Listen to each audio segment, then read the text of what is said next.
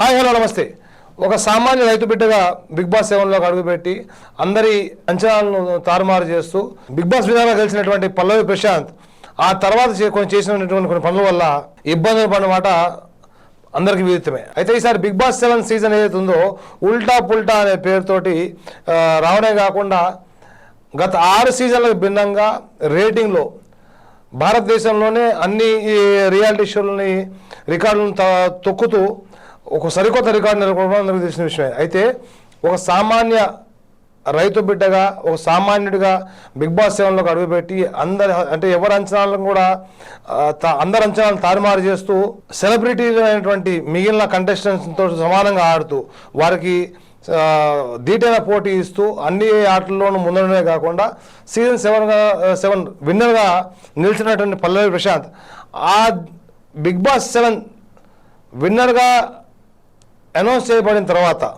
జరిగినటువంటి పరిణామాల వల్ల ఎంతో కొంత అపఖ్యాతిని అయితే మూటగొట్టుకున్నమాట వాస్తవం. ఎందుకంటే బిగ్ బాస్ 7 పల్లవి ప్రశాంత్ విన్నర్గా అనౌన్స్ చేసిన తర్వాత అన్నపూర్ణ స్టూడియో బయట పల్లవి ప్రశాంత్ అభిమానులైనటువంటి వారు ఏదైతే ఉన్నారో వారు అటు రన్నరప్గా నిలిచినటువంటి అమర్దీప్ కారు మీద దాడి చేయడం కానివ్వండి, లేకపోతే గీతు రాయల్ కారు మీద దాడి చేయడం కానివ్వండి, లేకపోతే ఇటు అశ్విని కారు మీద దాడి చేసి కార్ని డ్యామేజ్ చేయడమే కాకుండా వారిని భయభ్రాంతులకు గురి చేయడం అనేది అందరు తెలిసింది. అయితే వీటన్నిటిని దృష్టిలో పెట్టుకుని బిగ్ బాస్ నిర్వాహకులు ఎవరైతే ఉన్నారో పల్లవి ప్రశాంత్ వెనక గేటుకుండా వెళ్ళిపోమని చెప్పి పంపించినా కాకుండా అతనికి పోలీసులు కూడా ముందరకు వచ్చి కొంచెం బయట లా అండ్ ఆర్డర్ ఇష్యూస్ ఉన్నాయి. దాదాపు ఒక 7 ఆర్టీసీ బస్సులు అద్దాలు పాల్గొనడం జరిగింది. అదే రకంగా గీతు రాయల్ కానివ్వండి, లేదా అమర్దీప్ కానివ్వండి, లేదా అశ్విని కార్లు కూడా డ్యామేజ్ చేయడం జరిగింది. సో ఇక్కడి నుంచి వెళ్ళిపోమని చెప్పిన తర్వాత కూడా పల్లవి ప్రశాంత్ వారి మాటను పెడచేయని పెట్టి బండి తిప్పుకుని వచ్చి మళ్ళీ అన్నపూర్ణ స్టేడియం గేట్ ముందర వచ్చిన తర్వాత పల్లవి ప్రశాంత్ అభిమానులు చేసినటువంటి వీరంగం ఏదైతుందో అది అందరికి విదితమే. అయితే ఆ సందర్భంగా కూడా పోలీసులు మళ్ళీ వచ్చి దయచేసి అక్కడికి వెళ్ళిపోమని చెప్తే కూడా ఒక రైతు బిడ్డని జై జవాన్ జై కిసాన్ అంటూ ఒక రైతు బిడ్డగా నేను బిగ్ బాస్ విన్నర్గా బయటకు వచ్చాను, నా యొక్క అభిమానులు నేను కలవద్దా అని చెప్పి పోలీసు వారితో విత్తనవాదం చేయడమే కాకుండా వారిని ఒక సందేశాన్ని వీడియో తీయమని చెప్పడం కూడా అందరూ చూసింది.